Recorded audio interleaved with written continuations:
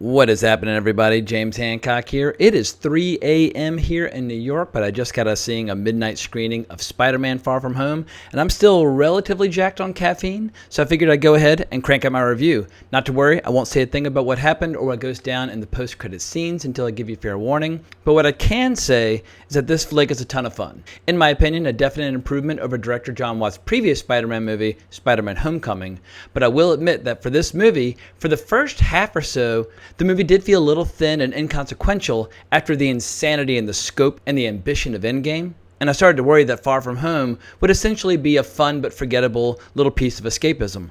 But, in a rare act of restraint, the movie managed to save its best material for the second half. One scene in particular, which is so damn good that I'm flabbergasted that it wasn't teased at least a little bit in the trailer.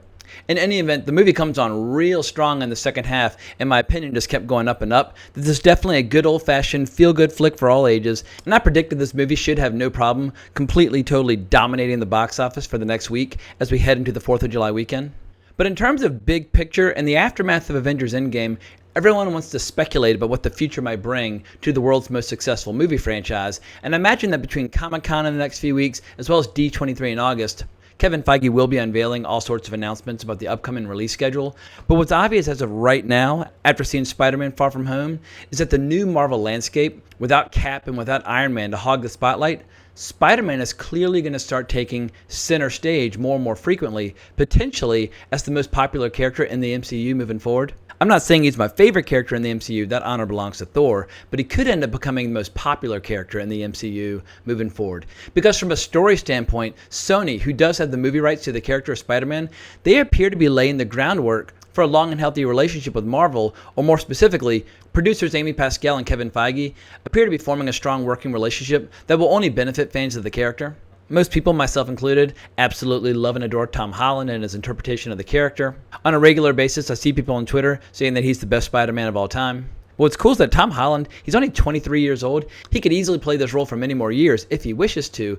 Hopefully, they'll actually let him graduate from high school before he's 30 as he shifts into a more high-profile role in the MCU. But the reality is that Marvel now is bigger than any one character. We have a classic situation where the whole is greater than the sum of its parts. And I think we can all agree that the quality of Marvel movies is all over the place. But as long as we get a good one every once in a while, there will continue to be a giant audience that automatically sees each and every Marvel movie because we recognize that they're basically the next chapter and that each and every flick is an essential piece of a much larger mosaic. Spider-Man Far From Home in particular has all sorts of intricate connections to earlier movies, which I'll be elaborating upon in my spoiler section. But my long-winded point in all this, I realize I'm a little delirious right now because it's late as hell, but the point I'm trying to make is that the MCU is a once-in-a-generation pop culture phenomenon, and depending upon which stories get told moving forward and how Spider-Man is incorporated, the character of Spider-Man could potentially end up becoming more popular than ever. So before I start diving into specifics about this movie in particular, I need to remind folks to stick around for the 2 post-credit scenes.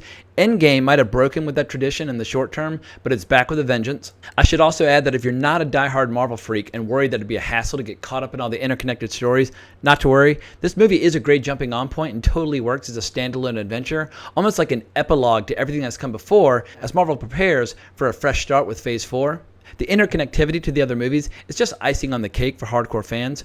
But Jake Gyllenhaal, Samuel L. Jackson, and Tom Holland, they all bring their A-game. But the ensemble cast overall deserves a big shout-out, in particular Marissa Tomei, who I've been in love with for decades. The big surprise for me, what really caught me off guard, was the intensity of the chemistry between Zendaya and Tom Holland. And also, I checked online, that is the correct pronunciation. I've been calling her Zendaya for years, but her name is Zendaya.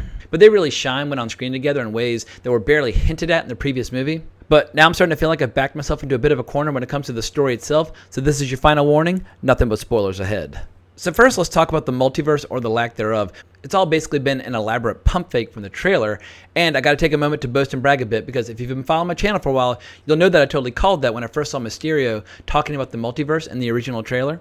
I totally get why people would go berserk with excitement over the prospect of the multiverse, and that the comics have been taking advantage of the multiverse for decades. But it should have been obvious to everyone not to trust anything said by a supervillain whose powers are focused around deception and illusion. Mysterio's not here to be the new Iron Man. He's just an embittered employee who has a major bone to pick with Tony Stark. What's fantastic is how this movie pulls from both Captain America Civil War as well as the first Iron Man to support this storyline. A classic example of how Marvel's continuity now gives this fictional setting a huge advantage over other franchises. The folks at Warner Brothers in charge of DC who don't seem to understand the advantage of the internal logic of continuity, they should definitely be taking notes. But getting back to the multiverse, I'd love to see it used to dramatic effect down the road, if only to lead to the introduction of characters like the Squadron Supreme, which is basically the Justice League for Marvel. Or on an even bigger scale, we might see events like a possible adaptation of Jonathan Hickman's brilliant Secret Wars crossover. But for now, it's all an elaborate trick played by a fantastic supervillain who we hopefully have not seen the last of in spite of his apparent demise at the end of this movie.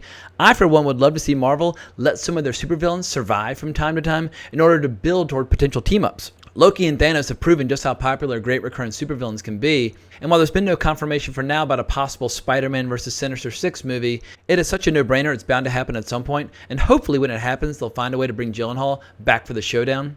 Because there's a scene in this movie where he unleashes the full power and imagination of his illusions, and I thought the scene was just intoxicating. It was by far the best thing in the movie. Spider-Man gets completely, totally overwhelmed by the illusions, and I'd love to see more hallucinatory sequences like that from the MCU in the future.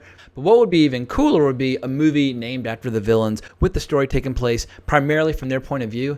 I love the MCU, but it desperately needs a deeper bench of recurring villains. As far as the post-credit scenes are concerned, the first introduces a great twist where not only is Spidey framed by Mysterio as a murderer, but also his secret identity is revealed to the public by none other than J. Jonah Jameson, played by J.K. Simmons. I guess that kind of sort of proves that the multiverse does exist after all, but this was an excellent creative decision because in order to be true to the character of Spider-Man, Spider-Man's life should never get too good. Because going back to the early days, Spider-Man's always had money problems, relationship problems, you name it. And with his Avengers affiliation and MJ now as his sweetheart, things were basically starting to get a little too hopeful for old Webhead, and it was definitely time to introduce a little chaos and uncertainty back into Spider-Man's life, with him being regarded by the public at large as public enemy number one. But the other massive reveal is that Nick Fury and Maria Hill were not in fact working with Spider-Man after all, but were in fact being impersonated by Talos and his wife, operating under instructions from Nick Fury, who's currently enjoying a well-earned vacation in space on a Skrull spaceship. Moving forward, this could mean so many things. I know a lot of fans out there have been chanting for and craving an adaptation of Brian Michael Bendis' Secret Invasion crossover, but I think the MCU could actually do so much more. Ben Mendelsohn has so much personal charm as the character of Talos. He's become one of the new breakout characters in the MCU, rapidly becoming a fan favorite, and I'd much rather see Fury and Talos rebuilding Fury's clandestine organization with the addition of alien races and alien tech. This could lead to some truly bonkers cosmic storylines and return to Nick Fury the prominent role in the MCU that he deserves. Because in my opinion, done right, Nick Fury should be one of the most dangerous individuals in the galaxy, irrespective of the fact that he has no powers. It's probably way too early for one of my childhood favorites, Super Skrull, to make an appearance, but maybe once Kevin Feige figures out a way to resurrect the Fantastic Four from the hell that Fox placed them in, we might see that character emerge. And looking ahead to the future, it blows my mind that Kevin Feige now has so much credit in the bank that he's been afforded the leeway of keeping the next few years of Marvel a secret. But with the release of Far From Home out of the way now, something tells me we're going to be learning a hell of a lot more in the very near future. Warner Brothers, Universal, and Sony, they're all skipping Comic-Con this year, but not Disney. So I think it's safe to expect some major announcements. We know about Black Widow, The Eternals, Shang-Chi, Guardians of the Galaxy Volume 3, Black Panther 2, Doctor Strange 2. We know they've all received the green light, and I think Black Widow is actually already filming. But we don't know their order of release, and I expect there'll be a few major surprises that haven't even been announced yet. At any rate, I'm totally exhausted. I'm starting to get a little delirious. It's time to wrap this video up. I did thoroughly enjoy this movie, but people going in expecting yet another Endgame should definitely modify their expectations. If you think of it in terms of like a sports analogy, Marvel's now in a rebuilding year. They spent all this time and energy building up toward Infinity War and Endgame, and it was this huge, giant climax and crescendo. But now it's time to start rebuilding, planting the seeds, laying down the foundation for whatever the next event might be 5, 6, 7, 8, 9, 10 years down the road.